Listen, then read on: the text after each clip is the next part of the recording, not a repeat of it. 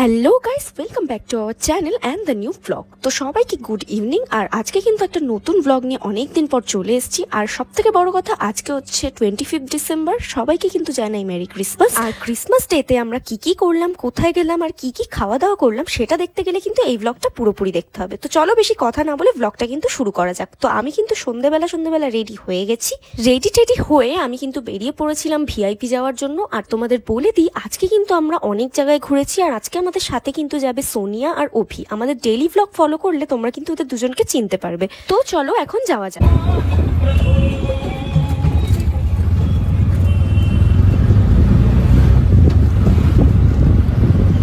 তো আমাদের বাড়ি থেকে ভিআইপির ডিস্টেন্স মাত্র 10 মিনিট। তো দেখো, এনার সাথে আমার দেখা হয়ে গেছে। এবারে কিন্তু অভি আর সোনিয়ার সাথেও আমরা দেখা করে ফেলেছি।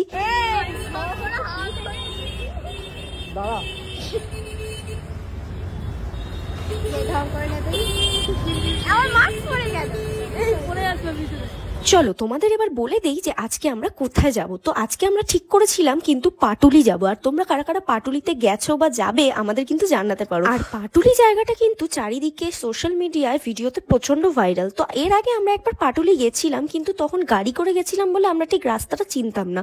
তারপর আমরা ঠিক করলাম যে একবারে না গিয়ে ভেঙে যাওয়াটাই বেটার হবে। আর 25-তে বেশিরভাগ সবাই কিন্তু মোটামুটি পার্ক স্ট্রিটই যায়। তো আমাদের কোনো যাওয়ার ইচ্ছে ছিল না সেরকম পার্ক স্ট্রিট, তাই আমরা পাটুলিটাই প্রেফার করলাম যে না, আমরা পাটুলিতেই যাবো সবাই মিলে। তো তারপর আমরা বাসে উঠে গেছিলাম। এখান থেকে আমরা যাব শোভাবাজার মেট্রো, তারপর মেট্রো করে ওখান থেকে ভেঙে আমরা পাটুলির দিকে যাব। আর ক্রিসমাস উপলক্ষে চারিদিকটা দেখো কতটা আলো ঝলমলে লাগছে। চারিদিকে এত লাইট দিয়ে রাস্তাটা সাজানো, এত সুন্দর লাগছিল দেখতে চারিদিকটা।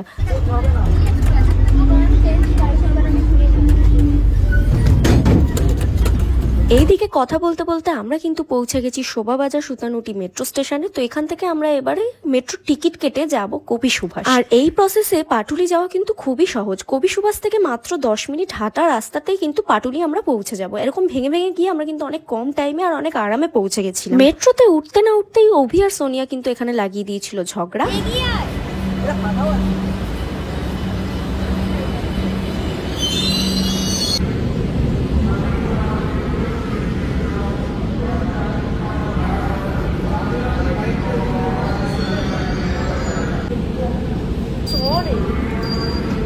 শোভাবাজার মেট্রো থেকে পুরোপুরি কবি সুভাষ মেট্রো পর্যন্ত আমাদের কিন্তু ওই 45 মিনিট মতো লেগেছিল। এখানে আমরা নেমে গেছিলাম। আর এই মেট্রো স্টেশনটা কিন্তু খুব সুন্দর সাজানো গোজানো ছিল আর প্রচুর আলোয় ভরপুর ছিল।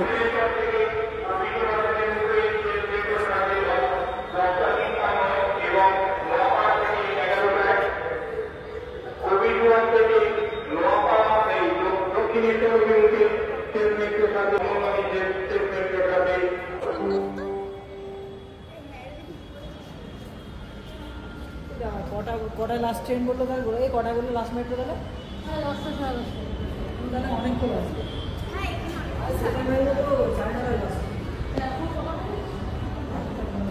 25th হলেও আমরা রাতের বেলায় এসেছিলাম। আর যেহেতু জায়গাটা আমরা প্রথমবার এসেছি তাই অনেক আলোচনা করে তো যেতেই হবে। তো ফাইনালি আমরা কিন্তু পাটুলির রাস্তায় চলে এসেছি এখানে। আর খুব সুন্দর সাজানো, দূর থেকেই দেখতে পাচ্ছি। চলো তোমাদের সামনে গিয়ে দেখাই।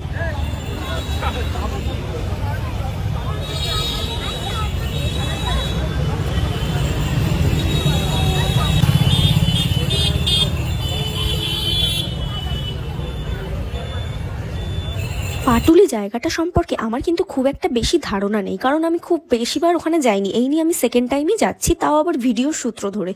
শুধু এইটুকু বুঝতে পেরেছি যে পাটুলি জায়গাটা কিন্তু অনেকটা জায়গা জুড়ে মানে বেশ বড় সড়ো আর খুব বিখ্যাত হয়ে গেছে ইদানিং। আর এই জায়গাটা সবসময় সাজানো গোজানো, পরিষ্কার পরিচ্ছন্ন আর টিপটপ থাকে। আর এসে দেখছি এই 25 ডিসেম্বর মানে ক্রিসমাস ডে উপলক্ষে এখানে বেসিক্যালি বাচ্চাদের জন্য কিন্তু খুব বিরাট একটা আয়োজন করা হয়েছে। এখানে বেশ চারিদিকটা এত সুন্দর করে সাজানো হয়েছে আলো ঠালো দিয়ে, খুব সুন্দর লাগছে চারিদিকটা দেখতে। ক্রিসমাস ডেতে বেশিরভাগ সবাই পার্ক স্ট্রিট যায়। তো পার্ক স্ট্রিটে ওখানে কেমন কি সাজানো হয় সেটা অর্ধেক জনের স্টেটাস বা স্টোরি আর সমস্ত ভিডিওতেই ক্লিয়ার হয়ে গেছে। তবে পাটুলিতে কেমন কি করে সেটা কিন্তু খুব একটা কেউ দেয় না। বেশিরভাগ সবাই পার্ক স্ট্রিট নিয়েই পোস্ট করে। তবুও আমরা পাটুলি এসে আজকে কিন্তু বিরাট ভিড় দেখতে পেলাম। মানে পাটুলিতেও মানুষজন খুব ভাবে হামলে পড়েছে। জিনিসটা এত সুন্দর করলে সবাই তো সব জায়গা থেকে আসবেই। তো ক্রিসমাস ডে ভিত্তিক পাটুলিটা কিভাবে সাজানো হয়েছে সেটাই ছোট্ট ভিডিওর মাধ্যমে আমরাও খানিকটা তুলে ধরার চেষ্টা করলাম।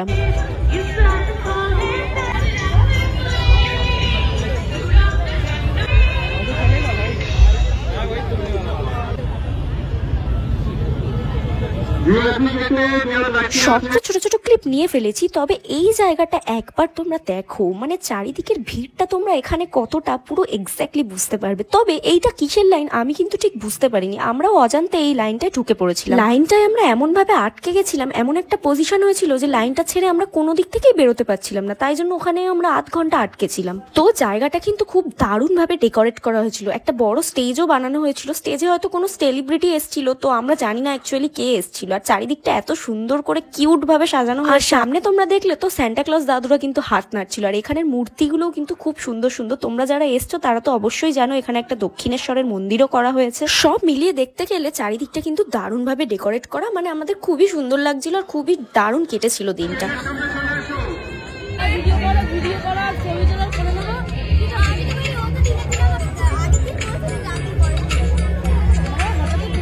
আর এদিকে এরা দুজন ঝামেলা করছিল না কোনো বিষয় নিয়ে ডিসকাস করছিল, আমি কিন্তু বুঝতে পারিনি, আমি আমার মতো ক্লিপ নিয়ে গেছি। তো দেখো এখানকার ফেমাস নচিকেতার একটা দোকানের চা কিন্তু আমরা নিয়েছি, মানে একটা দোকান না, এই দোকানের চা কিন্তু খুব ফেমাস আর খুবই টেস্টি। এর আগেও টেস্ট করা হয়েছে, এটা সেকেন্ড বার, আর খুব সুন্দর এক্সপিরিয়েন্স। আর এখানে চা খেতে খেতে সোনিয়া ভেবেছিল এখানে ফটো ক্লিক করা হচ্ছে, তারপরও জানলো এখানে ভিডিওর জন্য ক্লিক নেওয়া হচ্ছে, তাই জন্য ও কিন্তু পরে হাসছিল। আর এখানের এই ক্লিপটা কিন্তু অভি নিয়েছিল, আর আমরা সবাই মিলে ওকে ইশারা করে দেখাচ্ছিলাম যে এই দোকানের হেডলাইনটাও একটু দেখিয়ে দিতে, তাই জন্য এখানে ও এটাও ঘুরিয়ে একটু দেখিয়ে দিল। আর এখানের এই লেখাগুলো আর সমস্ত কিছু মিলিয়ে কিন্তু জায়গাটা বেশ দারুণ। আর তার ঠিক পরেই কিন্তু আমরা এক বাস ধরে পাটুলি থেকে সোজা নিউ টাউন চলে এলাম। হ্যাঁ, তোমরা কিন্তু পাটুলি থেকে নিউ টাউনের এক বাস পেয়ে যাবে, কারণ আমাদের এখনো অনেক কিছু খাওয়া দাওয়া বাকি ছিল আর অনেক ভিডিও করাও বাকি ছিল। তো আমরা কিন্তু নিউ টাউনে চলে এসেছি। আর তোমরা তো দেখতেই পাচ্ছ এখানে আমার মহাশয় কিন্তু এক প্লেট চিকেন কাবাব নিয়ে বসে গেছিল। আর ও কিন্তু চিকেন কাবাব অতটাও ভালো খায় না, তবে আমার কিন্তু বেশ ভালো লাগে, তাই আমার সাথে খেতে খেতে ও কিন্তু খাওয়া শিখে গেছে। তো চলো অত কথা না বলে আমাদের খাওয়া দাওয়া শুরু করা যাক। কি ছিল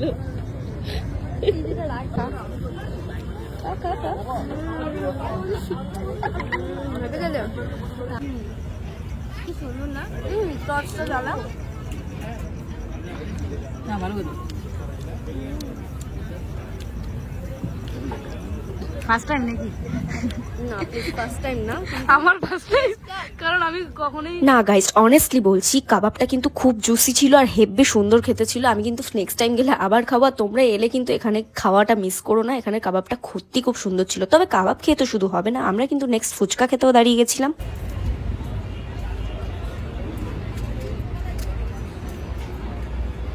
রাতের খাবার তো খেতেই হবে, বাইরে থেকে ডিনার করেই যাব বলেছিলাম মাকে, তাই জন্য আবার নেক্সট মোমোও নিয়েছিলাম। মানে ভাবলাম যে একবারে ভারী খাবার না খেয়ে একটু একটু করে খেলে পেটটাও ভরবে আর কাজেও দেবে।